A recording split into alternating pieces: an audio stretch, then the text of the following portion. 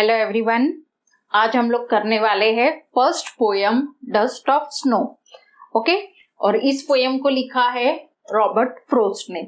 अब dust of snow, dust का मतलब क्या होता है? धूल, मिट्टी वगैरह जो होता है, धूल होती है, उसको हम बोलते हैं डस्ट। लेकिन यहाँ पर डस्ट ऑफ स्नो का मतलब है स्नो के छोटे छोटे पार्टिकल्स। ओके, अब ये पोयम मैं आपको एक्सप्लेन करूं उससे पहले मैं ये पोयम का जो सेंट्रल थीम है, सेंट्रल आइडिया जो है वो मैं आपको दे दूं कि कभी कभी लाइफ में हम बहुत डिप्रेस होते हैं, बहुत ही होपलेस होते हैं, तब बहुत नेगेटिविटी हमारे दिमाग में रहती है। तब कोई छोटा सा ऐसा कोई इंसिडेंट बनता है कि जिससे हमारे लाइफ में चेंज आता है, यानी कोई ऐसी नेगेटिव चीजें होती है जो हमें पॉजिटिविटी दे जाती है।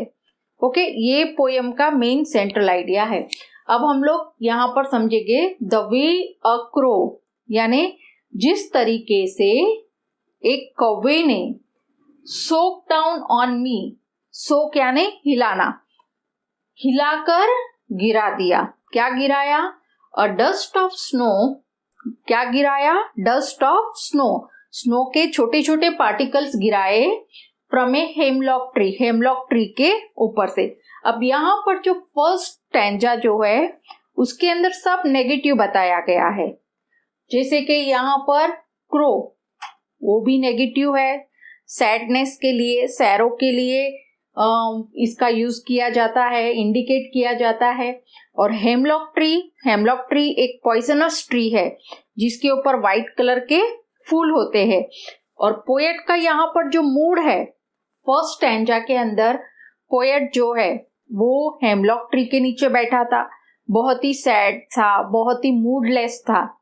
और वहां पर एक कौवा आता है, कौवा आकर झाड़ की डंडी पर बैठता है और इसे हिलाता है, हिलाकर जो राइटर है, जो पोएट है, उसके ऊपर डस्ट गिराता है, यानी स्नो गिराता है। वो स्नो गिरने के वजह से क्या हुआ अब हम देखेंगे। हैज गिवन माई हार्ट, यानी उसने मेरे हार्ट को दिया। क्या दिया? A change of mood. वो डस्ट गिरने के वजह से मेरा जो मूड है वो चेंज हो गया। And saved some part of a day I had ruled, यानी एंड सेव्ड सम पार्ट, यानी थोड़ा जो पार्ट है, जो मेरा दिन का बचा हुआ जो पार्ट था, यानी सुबह का जो टाइम है, पहले का टाइम बहुत ही दुखी मूडलेस में था।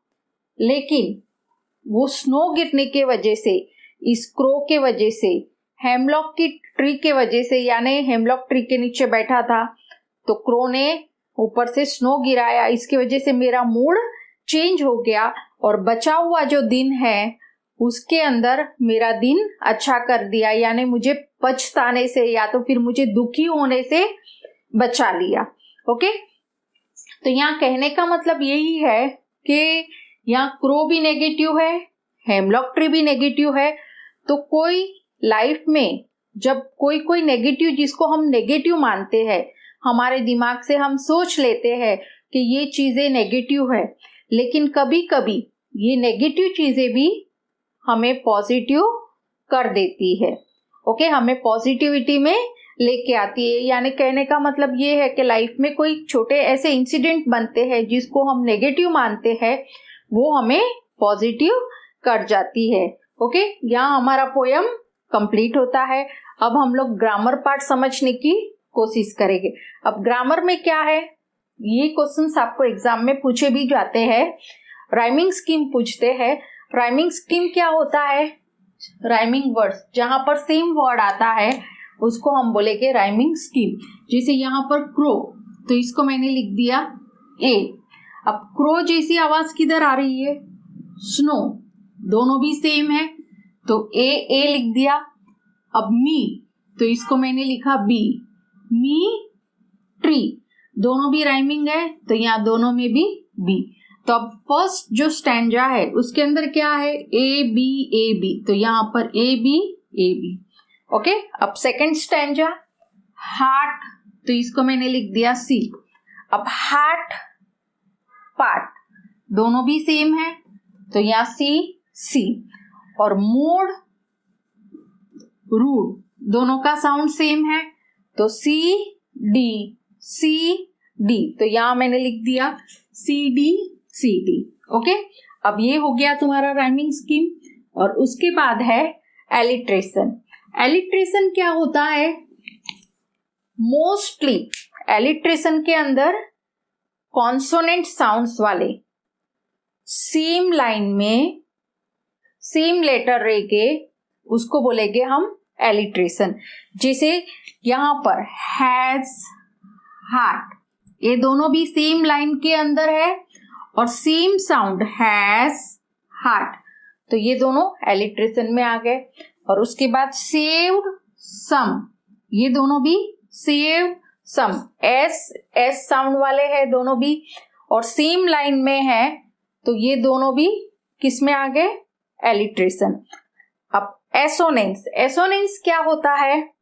जो रिपीटेशन ऑफ वोवेल साउंड का सेम वोवेल साउंड्स जब रिपीट होते हैं और वो भी एक ही लाइन में, उसको बोलेंगे हम एसोनेंस।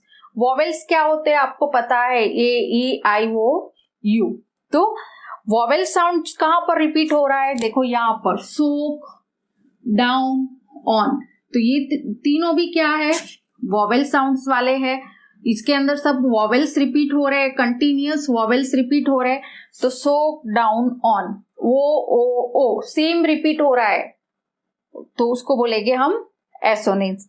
और उसके बाद एनसैम्पमेंट क्या होता है?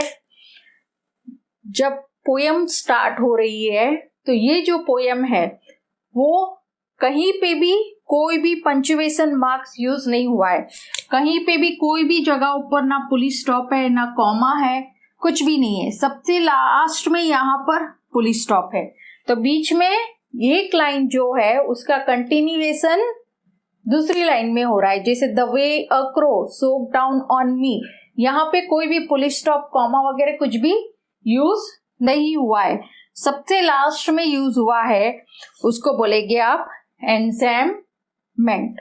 ओके, अब तुम्हारी टेक्स्ट बुक के अंदर एक मतलब में दिया हुआ है, यहाँ पर जो फर्स्ट है स्टार्टिंग में उसमें दिया है always a large significance, a little thing touches a larger thing।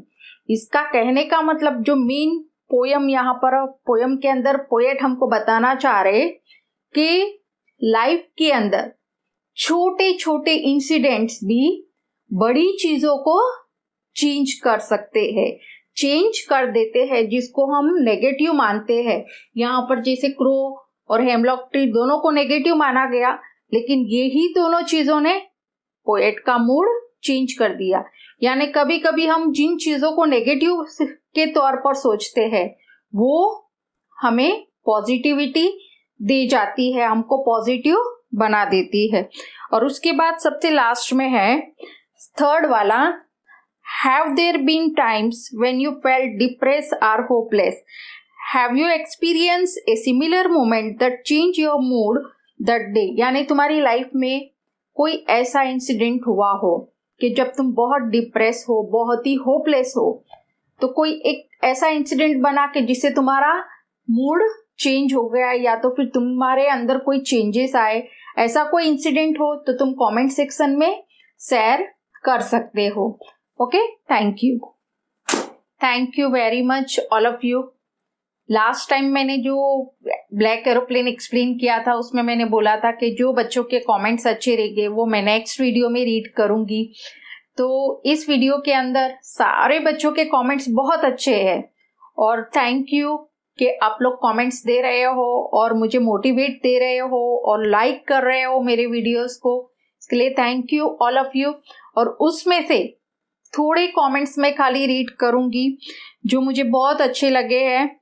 उसमें से सबसे फर्स्ट है Kishore Muli, God help those who help themselves. Okay, short में मैं बता रही हूँ। सेकंड है Tahseem Shaikh, keep faith in God, ये सबसे बड़ी चीज है, keep faith in God, God के ऊपर फेथ होगा कि कितनी भी हार्ड कंडीशन हो, हैव फेथ इन गॉड। उसके बाद है Tarannum Malik, believe in God is the best way. Okay, और उसके बाद बहुना में different God gives A different science to go on through path, यानी गॉड आपको अलग अलग साइंस देता है सही रास्ते पर जाने के लिए। और उसके बाद सबसे लास्ट है Vinay Kher, think from heart God will come and help you. सच्चे दिल से याद करो तो भगवान भी तुम्हारी मदद करता है। And thank you all of you for your comments, for your like. Thank you once again.